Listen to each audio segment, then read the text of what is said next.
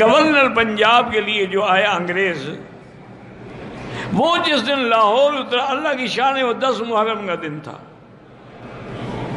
اور دیکھا کہ ہزاروں کی تعداد میں لوگوں نے سیاہ کپڑے پہنے ہوئے ہیں اور ماتم کر رہے ہیں اور چھریاں مار رہے ہیں اور مٹی ڈال رہے ہیں۔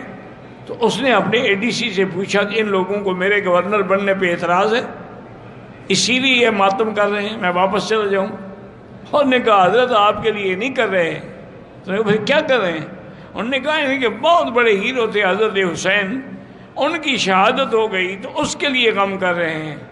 کہتے کب شہادت ہوئی؟ لاہور میں ہوئی؟ انہوں نے کہا نہیں حضرت، وہ تو کربلا میں ہوئی تھی، عراق میں، اور سینکڑوں سال پہلے کی بات ہے۔ انہوں نے کہا ان کو آج خبر پہنچی ہے کہ حضرت حسین شہید ہو گئے؟ انہوں نے کہا جی نہیں، خبر تو ہے، بس ان کا یہ عقیدت ہے۔